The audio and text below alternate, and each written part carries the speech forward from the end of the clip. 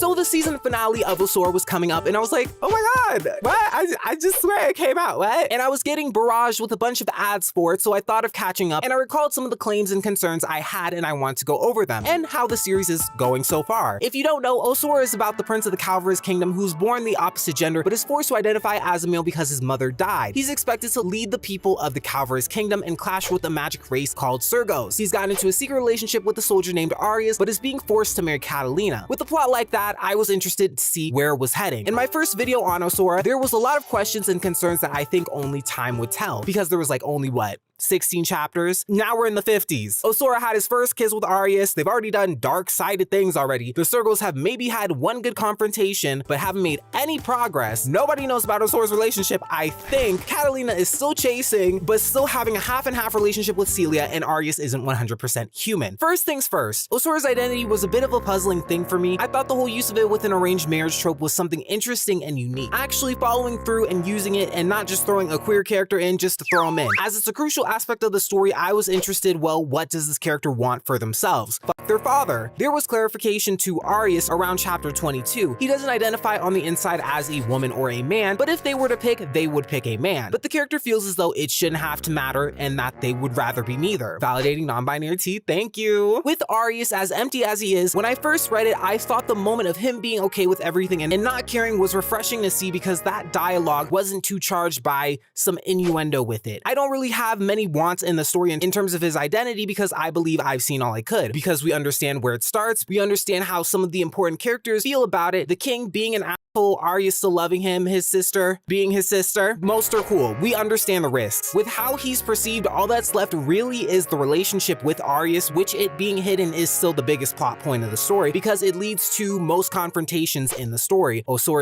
and Arius having a showdown on the balcony and in the forest. I believe they shouldn't have had the first kiss happen so soon. I think the first kiss should have happened maybe after the conversation about Osora's truth or later on. I think it would have been more emotional and made more sense versus them kissing because him just feeling shallow about his outfit. I look stupid in white. No, you don't. Let me make out with you. It felt like they had done essentially everything imaginable in the 20s of the series. So it leaves stuff like in the 40s of the chapters feeling like filler. Like, yes, we see the villains talking about them cutely to just go back to them making out. What I really wanted was to learn more about them individually. It felt like I learned more about them doing things together than their own individual characteristics. More specifically, Arius. However, what strength this story has are setting up risks and really following through with it. Can they be exiled for homosexual activities? Yes. Can they be killed by their own kingdom? Yes. Can I name about 5 facts about Arius? No! Almost each and every incident with them does tie to them almost getting caught or killed because of their romantic moments. My point is, they use things well, and I feared that wouldn't have happened. Another thing I had was some concerns with some of the characters and their developments. My gripe with Catalina was that the character felt like a Meg. Don't throw tomatoes at me, because some people didn't like what I said last time, but she was just the punchline that Osora didn't like her. Did things change? Not really in the way I would have hoped. I felt like if time was spent making her growing out of falling for Osora instead of, and I quote,